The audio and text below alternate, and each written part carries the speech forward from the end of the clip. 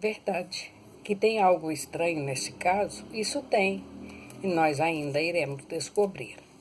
Os dois homens preferiram conversar um pouco longe das outras pessoas para não dividir o segredo que eles tinham. A polícia havia proibido a interferência deles no caso. O boletim de ocorrência trazia junto o veredito do delegado. Escrevera que fora um acidente pontual de idosos e seus vícios e estava encerrado o caso. As pessoas não entendiam tanto e também não sentiam interesse, não sabiam por quê, se havia um estrangeiro ali metido no meio dos acontecimentos. Isso era coisa que não era nada banal para os pobres. Juvencio entendia bem o porquê, sabia do grande interesse do francês pela Zabé. Por isso, ele não deixava o francês sozinho, porque agindo assim, poderia cuidar da moça como se ela fosse sua filha. Eles voltaram às montarias e cavalgaram pela trilha do eucaliptal. Foram diretos à gruta onde morava o andarilho. Até que fazia bastante frio. Os paredões de pedras ali, o inverno já estava se aproximando. Era quase metade do ano. As vacas ainda estavam espalhadas no meio da neblina. Fazia muito frio. Fran não sabia guiar seu cavalo e quase trombava com as vacas que pareciam estátuas endurecidas na trilha. A vegetação era alta e congelada. As coitadas das vacas tentavam se proteger do frio intenso. Juvencio sentia pena delas, ali espalhadas, duras de frios, sem conseguir pastar numa leve camada de gelo que cobria as gramíneas. A madrugada tinha caído geada. Então eles deram a volta nas rochas e se viram diante de uma planície, um grande descampado. Não havia gados nesse lugar. Eles pastavam longe dali. Ali a pastagem estava intacta. Parecia um gigantesco canal profundo, também todo verde. E lá no fundo do canal haviam águas que evaporavam, causando uma espessa nuvem por todo o canal. Era algo lindo de se ver. Pareciam nuvens imensas. Pareciam caminhos que anjos iam e vinham, conduzindo-se por eles até os céus. Parecia ser o fim do mundo, onde os céus e terra se encontram. Ali eles se fundiam no horizonte. Os homens cavalgaram devagar pela borda do valado para observar melhor a natureza, que era exuberante. Fran estava extasiado com tanta beleza. Ali estava todo o material de que ele precisava para terminar seu TCC da universidade. Ele estava vendo coisas que nunca havia ou imaginado que existia em qualquer outro lugar. Aquelas folhas de aparências únicas, com orvalhos gotejantes, era como o brilho de joias aos primeiros raios do sol. Dava uma alegria imensurável na alma de qualquer mortal que presenciasse tanta beleza. Isso principalmente para um botânico. As teias de aranhas pareciam véus estendidos sobre a natureza verde. As gotas de orvalhos eram tão preciosas, tais quais como belas pérolas de colares em colos de princesa. Em cada gota continham nela o universo em miniatura. O sol brilhava e em pouco tempo o brilho se tornaria intenso, aumentando ainda mais aquela beleza. Fran observava tudo em silêncio extasiado. E de repente seus pensamentos se voltam lá para muito além da curva do bambuzal. Era lá que estava Zabé e também o seu coração. Ele achava que se apaixonara por ela, mas será que ela teria os mesmos sentimentos para com ele? O que será que ia nos pensamentos daquela menina? Com certeza, ela deveria ter, ou não, alguém que se interessasse por ela. Quem será que ela já havia dado seu coração? Será que ele chegara tarde demais? Ele está absorto em seus pensamentos ali, sente necessidade de apiar do seu cavalo e andar pelo meio da vegetação. Ele precisa olhar mais de perto daquelas folhas, jamais vira algo tão parecido. Ele diz a Juvencio que vai descer um pouco o barranco e que o esperasse ali, à sombra das cibipirunas. Lá embaixo, no abismo, ainda há cerração. Precisava descer até lá, mas como? Queria ver tudo que era novidade na flora e na fauna brasileira. E a daquele lugar era tão inusitado, ele precisava catalogar tudo, tintim por tintim. Fran desaparece no meio da vegetação, deixando o cavalo a pastar perto de Juvencio, que desanimado sabia que o seu companheiro iria ficar horas por ali.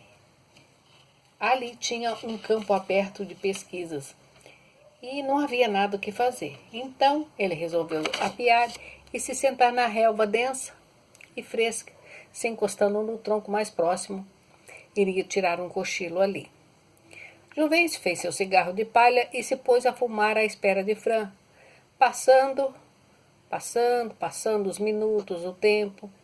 A vegetação estava oculta pela névoa da manhã. Ele não via onde estava Fran. Onde será que ele havia se escondido? A vista e o esplendor daquele lugar era extasiante. Fran está demorando muito, pensou ele. Assim que acordou da sua modorra, ele se pôs de pé e caminhou até a beira das escarpas. Procurou o amigo com os olhos atentos, mas não o viu. Ficou a procurar com os olhos e nada. Não sabia que rumo tomar. Pensou, esperou e nada. Já fazia umas 3 horas que Fran saíra. Era melhor tentar descer um pouco a ribanceira para olhar lá para baixo. A vegetação era densa. Aí ele tenta achar um lugar fácil para descer. E com muito cuidado ele consegue chegar à trilha um pouco abaixo. Ela é pedregosa e úmida. Haviam pegadas de sapato nas areias. Ele deduz que são de Fran. Juvencio segue por aquela trilha. Ela está cheia de espinhos de amora silvestre. E de repente ele ouve um som que vem de logo à frente da trilha. Ele sente que precisava seguir o som. Parece batidas de pedra, uma nas outras. Ou então são dentes de queixada. Mas não poderia ser dos porcos selvagens. Eles não descem barrancos. Eles rolam e vão cair no fundo do vale. E com certeza morrem da queda. Queixadas só habitam planícies. Juvencio, então, segue o som. E mais à frente ele vê Fran estendido no chão, no meio de uns cactos cabeça de frade. Seu rosto e seus braços estão cheios de espinho e uma máscara de dor estampa seu rosto. A fisionomia dele é desesperador.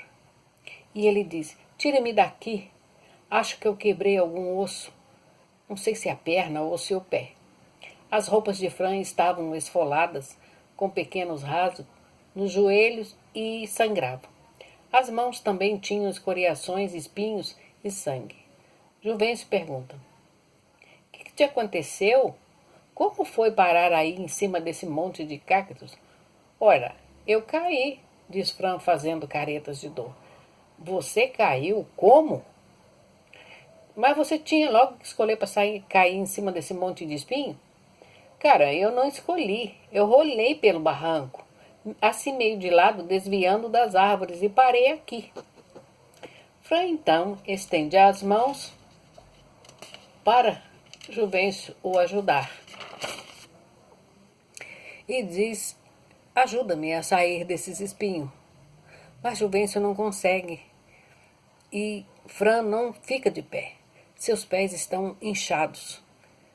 Parecem quebrados. Ele está com uma torção no braço direito e também dói muito quando se movimenta. Fran respira com dificuldades, deve ter fraturado costelas. Juvencio não consegue entender o porquê daquela queda. O amigo havia caído de uma altura de mais de 10 metros. Fran mostra o local de onde despencara. Era um milagre ele ainda estar vivo. Haviam muitas pedras na descida íngreme e soltas. Ele só não morrera por um grande milagre. O estado crítico de Fran fez Juvencio ficar desanimado. Como agora eles sairiam dali? Aquele corpo dolorido e todo quebrado do amigo. Seria desesperador movê-lo do local. Ele não aguentava nem um toque, que dirá movimentá-lo para tirar, para jogar nos ombros. Não tinha um caminho. E como carregá-lo? Isso não era recomendado. E se houvesse lesões na coluna vertebral? Como é que ele ia fazer para tirar o amigo do vale? Juvencio não conhecia aquele lugar, nunca estivera por ali. Não haviam trilhas. E desde criança ele sempre ouvia histórias de desaparecimento de pessoas que eram tragadas pela garganta dos penhascos. Histórias horripilantes de ogros, devorador de humanos. Diziam haver extraterrestres por ali. Eles tinham olhos grandes e comiam carne humana, eram antropófagos. Ninguém jamais esteve entre aqueles paredões desconhecidos. Mas deixar o francês ali, ele não podia. Tinha que arrumar um jeito. Então iria procurar ajuda. Aí ele pede a Fran que fique mais calmo. Iria buscar uma ajuda que era muitos quilômetros longe dali. Seria impossível subir por onde ambos desceram. Rolaram mais que melancia de morro abaixo. As escarpas eram soltas. Por mais que Juvencio tentasse subir, suas botas deslizavam com os pedregulhos e o trazia para o ponto de partida. Juvencio, ao ouvir os murmúrios de dor de Fran, volta e com muito jeito o retira do meio dos cactos e o deixa estirado no solo à sombra dos pinheiros. Ele chora de dor. Tinha que fazer alguma coisa pelo amigo. Ele não aguentaria aquilo por muito tempo. Juvencio, então, tira as botas dele e vê por que ele urra de dor. Os pés estão inchados. Fran diz que dói muito do lado direito e desmaia. Com certeza, ele está com hemorragia interna. Se não for socorrido a tempo, irá morrer engasgado com seu próprio sangue. Alguém tinha que ajudar. Havia algum órgão rompido dentro dele. Que tragédia! Um homem tão saudável findar seus dias ali, no meio da natureza, que ele sempre amou de paixão. De repente, Fran volta a si de novo e está desesperado. Ele não quer morrer. Havia encontrado o amor de sua vida. Ele pede, pelo amor de Deus, que tire ele dali. Ele quer ver Elizabeth. Juvencio, ao vê-lo voltar do desmaio, sai a correr pela busca de ajuda. Ele vê uma trilha de animais, o mato está alto e amassado. Ele segue o sinal de vida ali no matagal. Tenta correr por uns 15 minutos sem saber para onde está indo. Mas ele começa a notar que a cor da natureza está mudando. O verde tem um outro tom. Ele chega em uma pequena queda d'água. As árvores agora eram baixas e carregadas de flores com um perfume diferente que ele nunca havia sentido. Ele está ficando cada vez mais forte. Tudo era desconhecido para ele. Era tanta beleza. Ele até se esqueceu por algum tempo de Fran. O céu ali era muito mais azul, tão azul que até doía os olhos. O dia parecia iluminado demais, parecia coisa artificial. Parecia que tinha holofotes acesos, mas não havia nada disso. Era um dia brilhante, como que se fosse tudo preparado. Mas não havia nada ali. Tudo parecia bem cuidado. Era tudo em sequência. Com certeza alguém cuidava daquele paraíso. Juvencio então fica deslumbrado com tanta harmonia e beleza. Ele vai indo cada vez mais para dentro do paraíso. Para ele não existia mais nada. Fran ficara para trás, lá fora, e fora dos seus pensamentos. Suas necessidades agora eram urgentes. Ele vai caminhando até que chega em onde há uns canteiros todos organizados. Havia uma cabana no meio das faias floridas.